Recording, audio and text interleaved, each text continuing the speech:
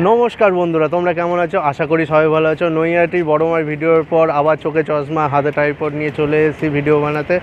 কলকাতায় অনেক জাগ্রত বিখ্যাত কালী মন্দির আছে, তোমরা জানো।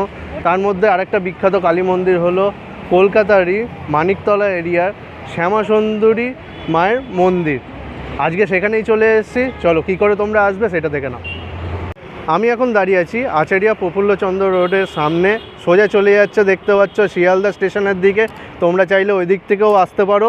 আর তোমাদেরকে আরেকটা জিনিস দেখিয়ে রাখি, ওদিকে হচ্ছে মানিকতলা ক্রসিং, একেবারে ঠিক সামনেই। আর এখানে হচ্ছে দি ক্যালকাটা হোমিওপ্যাথি মেডিকেল কলেজ, তার ঠিক পাশেই আছে মন্দির। চলো তোমাদেরকে মন্দিরে নিয়ে যাই। এই হোমিওপ্যাথি কলেজের ঠিক পাশ দিয়েই আমরা ঢুকবো এই গলির মধ্যে। সামনেই তোমাদের ল্যান্ডমার্ক একটা দেখিয়ে দিই, এখানে শেরাওয়ালি মাতার মন্দির আছে। এই হলো মাতার মন্দির। আর তোমরা চাইলে এরকম দোকান দিয়েও তোমরা ডালাওয়ালা কিনে নিতে পারো। সব কিছু ধূপ মোমবাতি সব কিছু পাওয়া যায়। আর এই সামনেটা তোমরা দেখতে পাচ্ছ, এই সামনে দিয়ে সোজা এটা হেঁটে গেলে মায়া শ্যামাসুন্দরীর মন্দির পড়বে। চলো তোমাদেরকে সেই রাস্তাটা দেখাই। তো আমি ঠিক ওদিক দিয়ে এলাম, এসে এই সামনে যেই রাস্তাটা, এখানে দেখবে তোমরা ডালাওয়ালা পাওয়া যাচ্ছে, ফুল টুল পাওয়া যাচ্ছে পুজো দেওয়ার জন্য। আর এই সরু গলিটা দেখতে পাচ্ছ, এখানেই মায়ের মন্দির। সরু গলির ভেতর বেশ জাঁকজমকপূর্ণ মন্দির না, একটা ছিমছাম মন্দির আছে। তো চলো, আর এখানে পুজো ঘর আছে, সামনে মায়ের মন্দির। তো বন্ধুরা, এখানে তোমরা দেখতে পাচ্ছ মায়ের মন্দির খোলা থাকে 7টা থেকে দুপুর 1টা, আর বিকেল 4টা থেকে সন্ধ্যে 8টা এরকম খোলা থাকে। তোমরাও ভিজিট করতে পারো এই দুটো টাইমে। তোমরা এখানে দেখতে পাচ্ছ মায়ের ভৈরবকে রাখা আছে এখানে। এই হলো মহাদেব, নিচে নন্দী। তো এইটা দেখার পর, এই মহাদেবকে দেখার পর মা শ্যামাসুন্দরীকে দর্শন করা হয়। চলো তোমাদেরকেও দেখাই।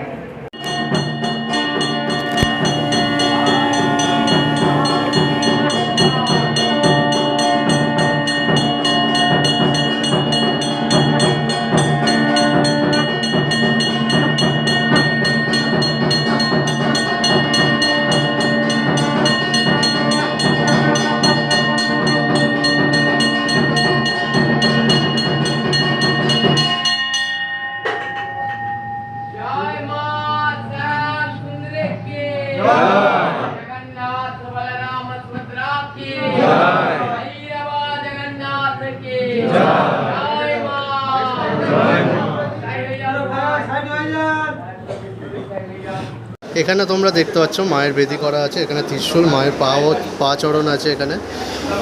তো এখানে এসে মা বসেন, বিরাজ করেন এখানে। আর এই হলো মায়ের মন্দির, এখন বন্ধ, এখানে ভোগ বিতরণ চলছে। কত লাইন তোমাদেরকে দেখাচ্ছি একটুখানি বাইরে গিয়ে। আর এই যে লাইন পড়ছে আস্তে আস্তে। তো বন্ধুরা, এখানে ভোগ প্রসাদ নিয়ে নিলাম, তো এখন ভোগ প্রসাদ গ্রহণ করব। চলো বন্ধুরা, ভোগ প্রসাদ তো খেলাম। চলো এবার এখানে মন্দিরের সেবায়িতের কাছ দিয়ে কিছু অলৌকিক ঘটনা মায়ের শুনে নেওয়া যাক। আশা করি ভালো লাগবে, তোমরা শুনতে থাকো। এখানে মায়ের প্রত্যেকটা অমাবস্যা অন্ধকারে পুজো হয়। তো এটা নিয়ে সবার কথা আছে। তার আগে আমি বলি মায়ের একটা নতুন কথা, সে 10ই মের কথা। 10ই মে অক্ষয় তৃতীয়া, অক্ষয় পাত্র উৎসব, যেটা এখন সব ভিডিওর মাধ্যমে আপনারা জানতে পাচ্ছেন।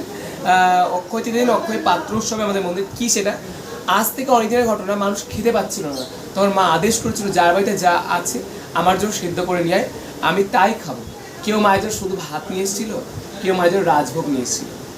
যার যেমন সামর্থ্য, যার যেটুকু ক্ষমতা সেটুকু মায়ের জন্য করেছিল। তো মা সেদিন তাদের খাবার খেয়ে অত্যন্ত খুশি হয়। এবং মা কি বলেছিল জানেন? তোদের খাবার খেয়ে আমি অত্যন্ত খুশি হয়েছি, এবং আজকে থেকে তোদের জীবনে যার কষ্ট আসুক আসুক, তোদের অন্যের অভাব হবে না। তোদের সন্তানের যার কষ্ট আসুক, খাবারের কষ্ট কোনোদিন হবে না।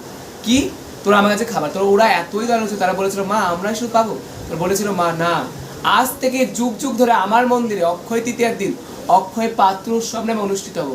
এবং এই দিন সকল ভক্তেও, মানে উঁচু জাত নিচু জাত, ব্রাহ্মণ অব্রাহ্মণ, দীক্ষিত অদীক্ষিত বলে কিছু নাই, সবার হাতে আমি খাবার খাবো।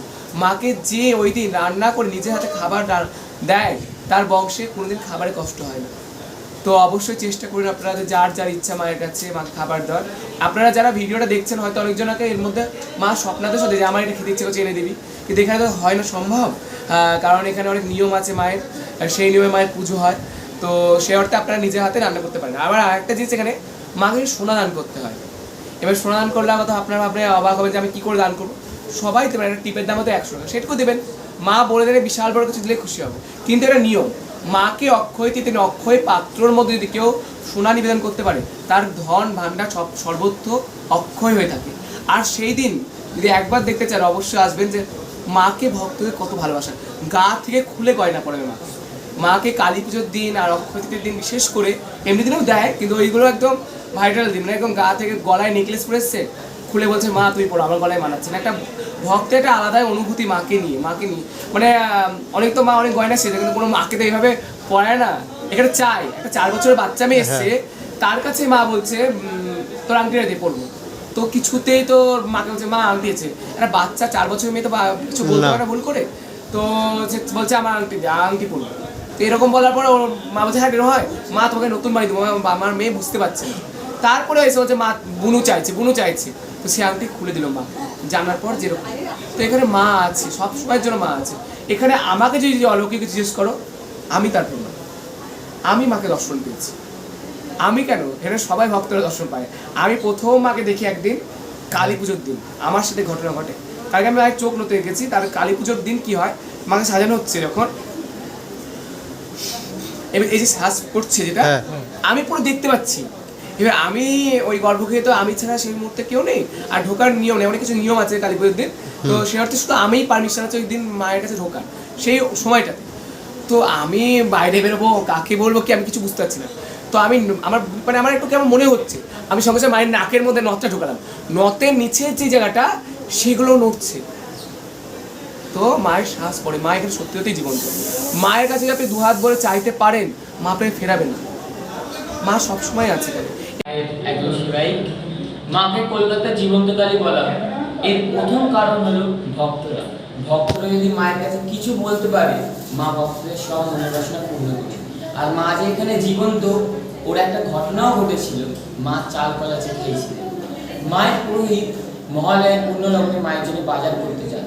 এবার বাজার করতে গিয়ে দেখছেন একটা ছোট্ট বাচ্চা মেয়ে পুরো মা কালীর মতন সে ভিক্ষা চাইছে। ভিক্ষা তার কি আবদার, কিছু টাকা দাও না, আমি চাল কলা কিনে খাবো। ইতিমধ্যে সবার কাছে এই কথা বলেই ভিক্ষা চাইছে। আমাদের যিনি পুরোহিত ছিলেন ওনার কাছেও এই কথা বলেই ভিক্ষা চায়। পুরোহিত তখন তাকে ধাক্কা মেরে ফেলে দেয়, ফেলে দিলে যা কাজ করে খা। বাচ্চা মেয়েটাও তখন বলে আমি যদি কাজই পেতাম তো তোর কাছে ভিক্ষা চাইতে আসতাম। বাচ্চা মেয়েও চলে যায়, পুরোহিতও চলে যায়। আমাদের একটা মন্দিরের বৈশিষ্ট্য হলো আমাদের প্রত্যেক আমাবস্যা অন্ধকারে পুজো হয়, কেবল কালী পুজো ছাড়া। ওই দিন মহালয়ার আমাবস্যা অন্ধকারে পুজো হচ্ছে। অন্ধকারে পুজো হতে হতে পুরোহিতের মন বলছে যেন মা নেই, কিন্তু পুরোহিতের মন আবার বলছে মা তো কালো, তাই হয়তো আমি অন্ধকারে দেখতে পাচ্ছি না। তাই পুরোহিত ঘিয়ের প্রদীপ নিয়ে মায়ের মুখের সামনে যায়, দেখে সত্যিই মা নেই, আর বাবাও যেন মৃত মানুষের মতো শুয়ে আছে। পুরোহিত থমকে যায়, থমকে আবার কিছুক্ষণ পরে ছুম ছুম করে নুপুরের আওয়াজ হয়, আর ধাপ করে শিবের বুকের উপরে একজনের ডান পা পড়ে। আর যেই বাচ্চা মেয়েটাকে ধাক্কা মেরে ফেলে দিয়েছিল বাজারে, ওই বাচ্চা মেয়ের মুখ ওই অন্ধকার থেকে বেরিয়ে আসে। আর মা তখন মানুষের কণ্ঠে বলে দে চাল কলা দে, দিবি না আমায়। এই শুনে পুরো সঙ্গে সঙ্গে অজ্ঞান হয়ে যায়।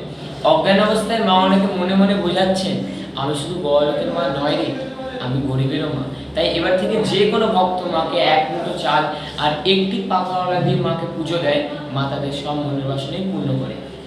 আর মাকে শুধু মন প্রাণ দিয়ে বলতে হয়, তাহলেই মা শুনে। বন্ধুরা, আজকের ভিডিও আমি এখানেই শেষ করছি। আশা করি তোমাদের এই শ্যামাসুন্দরী মায়ের বিষয়ে সব কিছু জানাতে পেরেছি। আর যদি কিছু জানার থাকে আমাকে অবশ্যই কমেন্ট করো, আর ভালো লাগলে একটা লাইক করে দিও, সাবস্ক্রাইবটা তো অবশ্যই করবে। আবার অন্য কোনো ভিডিও নিয়ে আমি চলে আসবো, ততদিন তোমরা এক্সপ্লোরিং শুভ দেখতে থাকো। টাটা।